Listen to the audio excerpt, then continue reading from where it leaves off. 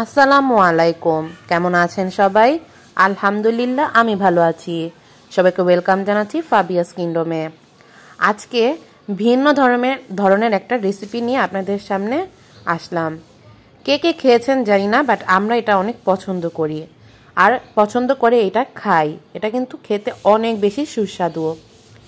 এটা হচ্ছে কুমড়ো ফুলের কুমড়ো যে আমরা খাই না, ওই কুমড়ো ফুল। এই ফুলটা হচ্ছে আমি আজকে বড়া বানাবো।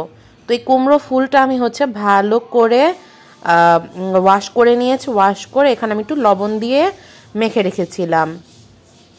তারপরে আমরা যে বেসনটা হচ্ছে ভাজা পোড়া খাওয়ার জন্য যে বেসনটা আমরা বানাই, এখানে বেসন দিয়েছি 2 চামচ, 1 চামচ দিয়েছি চালের গুঁড়ো, বেকিং পাউডার দিয়েছি, আর হলুদ, মরিচ, লবণ আর হচ্ছে একটু ধনিয়া গুঁড়ো দিয়ে ভালো করে ব্যাটারটা বানিয়ে নিয়েছি। এখন এই বেসনের ভিতরে দিয়ে হচ্ছে কুমড়ো ফুলগুলো ভেজে নিব। এটা কিন্তু আমাদের অনেক বেশি পছন্দের। আপনারা কে কে খেয়েছেন জানাবেন, আর কে কে খান নাই তা হচ্ছে খাবেন এভাবে বানিয়ে। এভাবে হচ্ছে কুমড়ো ফুলগুলো একটু লবণ দিয়ে মাখিয়ে রাখলে কি হয়, ফুলটার ভিতরে লবণ যায় আর হচ্ছে এই ফুলটা একটু নরম হয়। এই ফুলটা এভাবেও নরম থাকে আর হচ্ছে এভাবে ভেজে খেতে অনেক বেশি মজা। আপনারা দেখতে পাচ্ছেন আমি হচ্ছে তেলে এখন সুন্দর করে ফ্রাই করে নিচ্ছিলাম। এটা হচ্ছে আমাদের আমার নানু অনেক পছন্দ করে, আমাদের বাসায় সবাই পছন্দ করে, আমার নানু অনেক পছন্দ করে।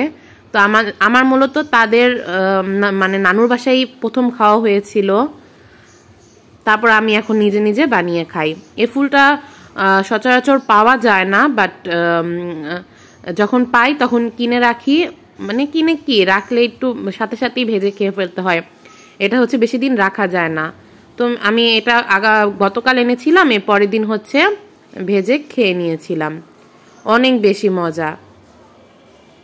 আপনারা হয়তো দেখতেই পাচ্ছেন আমি কিভাবে ভেজে নিচ্ছিলাম। এভাবে আপনারাও সুন্দর করে ভেজে নিয়ে খাবেন। আমার এক পর্ব ভাজা শেষ, এখন আমি আরেক পর্ব ভেজে নিচ্ছি।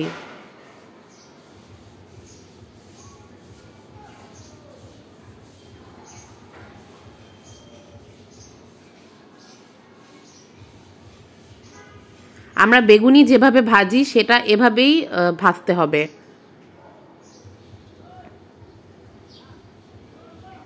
প্রথমগুলো আমি একটু নরম নরম করে ভেজেছিলাম, কারণ ওই নরম নরমটা খেতে আমার হাজব্যান্ড অনেক পছন্দ করে। আর বাকিগুলো আমি একটু ভাজা ভাজা করে ভাজবো, ওটা হচ্ছে মচমচ করে। আর ওই যেগুলো ফার্স্টে ভেজেছিলাম ওটা একটু ভিতরে ফুলটা বোঝা যায়, নরম নরম থাকে।